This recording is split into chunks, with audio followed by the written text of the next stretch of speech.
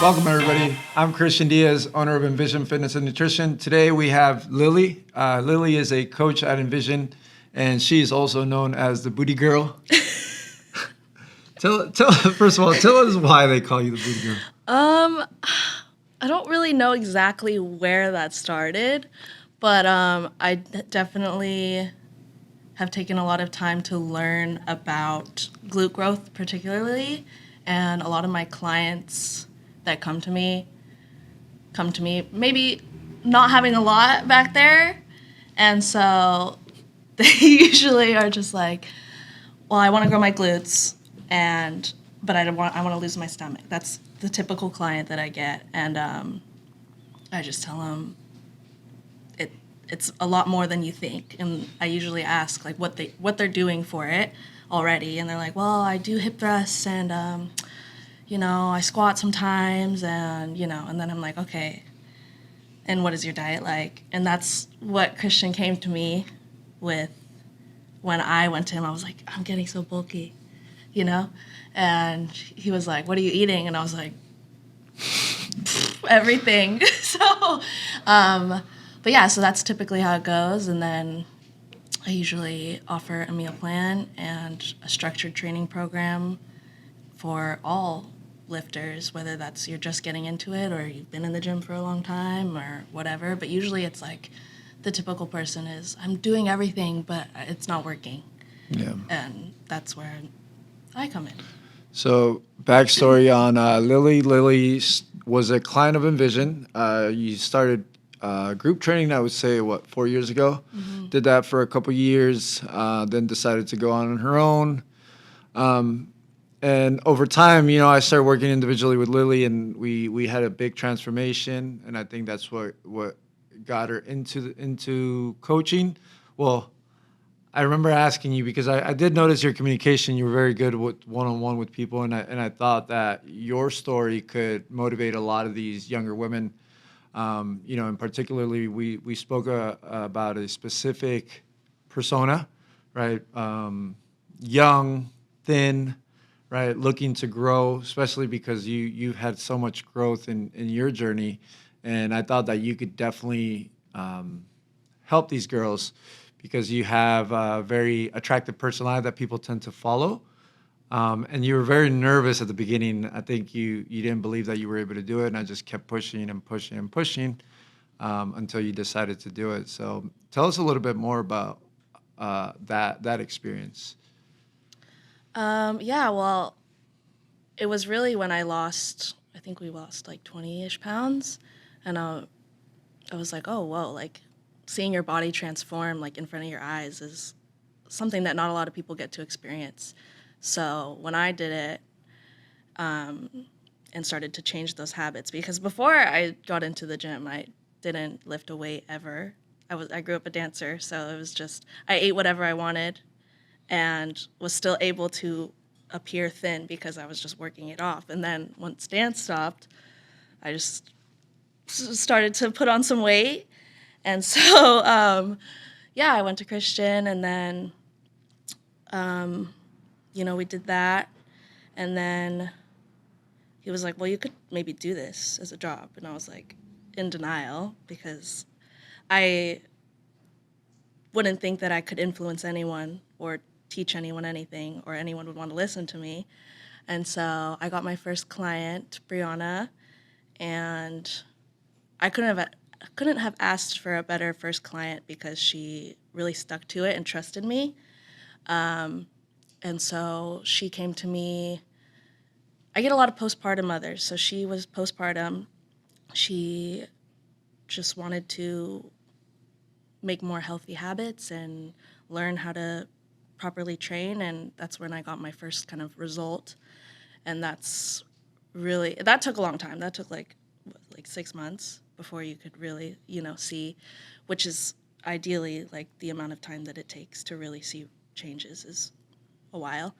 And then from there, I started to pick up some more clients, and it was really around like glute growth because,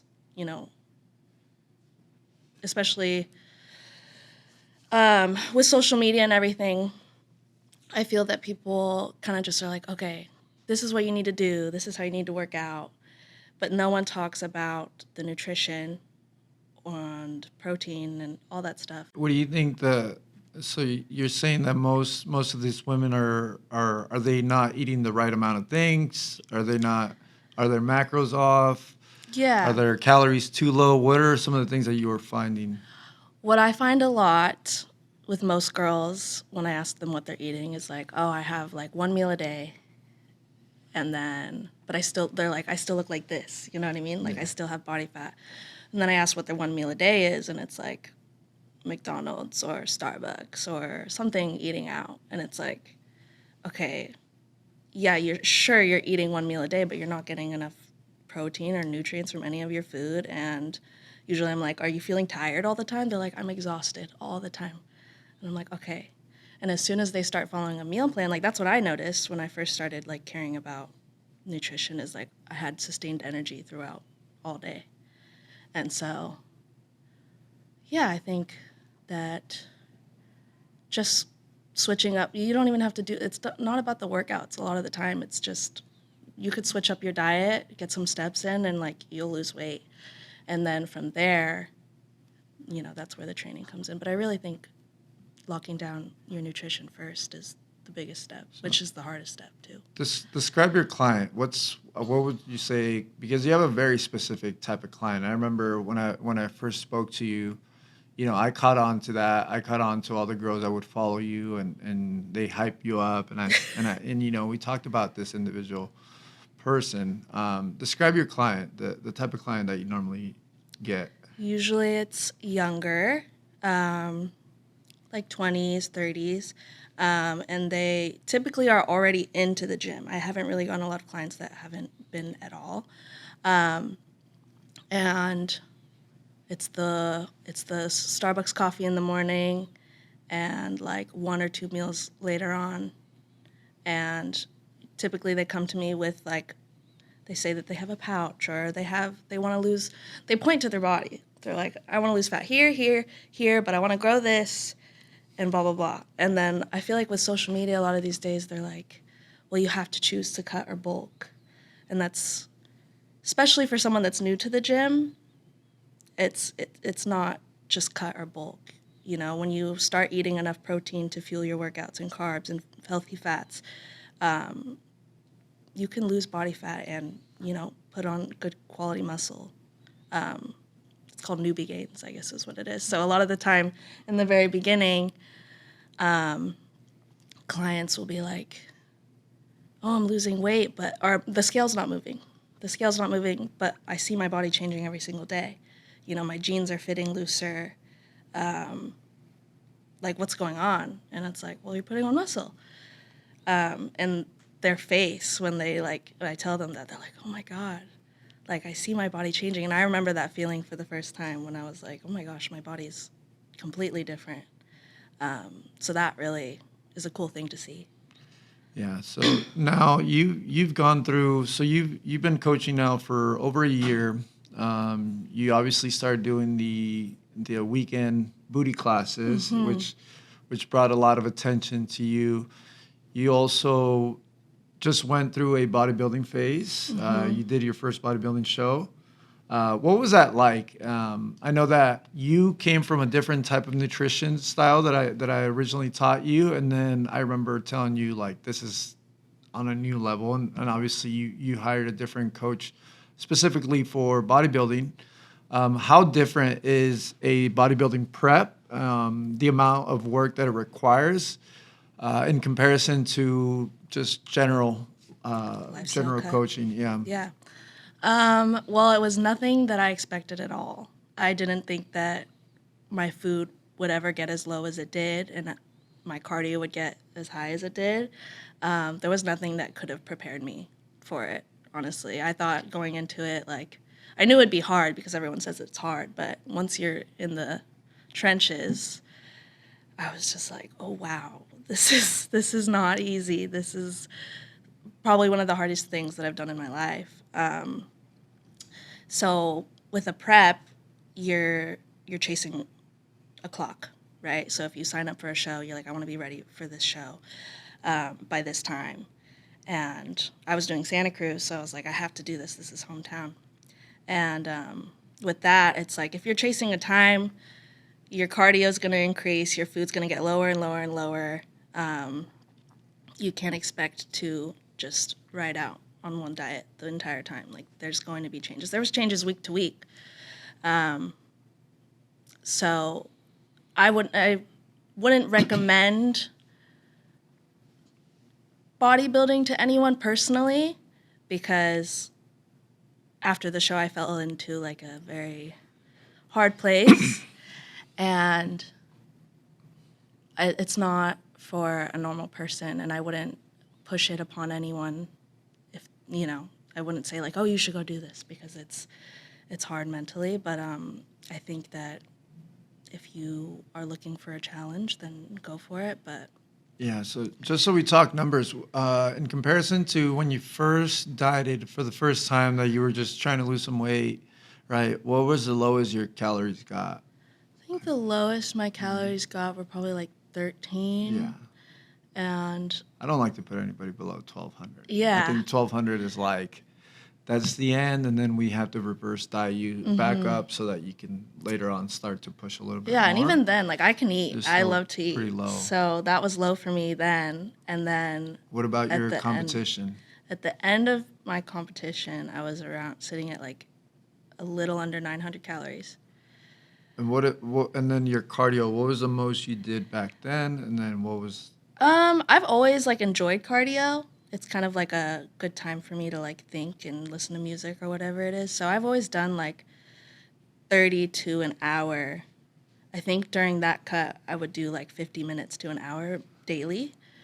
And on prep, I was sitting around 80 minutes daily, Day to day. day to day. So it took a big chunk of your day then. Yeah, it was very time consuming. I think that is the reason why I decided not to do another show, is because it's a full-time job in itself, waking up, doing your cardio, then going to clients, then showering, getting ready for another training session to lift weights, prepping food all the time, and then making sure you're going to bed super early so you're getting sleep, and it has to constantly be on your mind. And as much as I enjoyed prep, I went on vacation and realized that there's a lot more to life than bodybuilding, and that's why I wouldn't say that I've fallen out of love with it, but I've just realized that it's not everything. And, It's a sport. Yeah. I think that's the big thing that a lot of people have to think about. It's an extreme sport, right? I've obviously gone through it. My experience was a little bit different because I didn't have to really diet too much.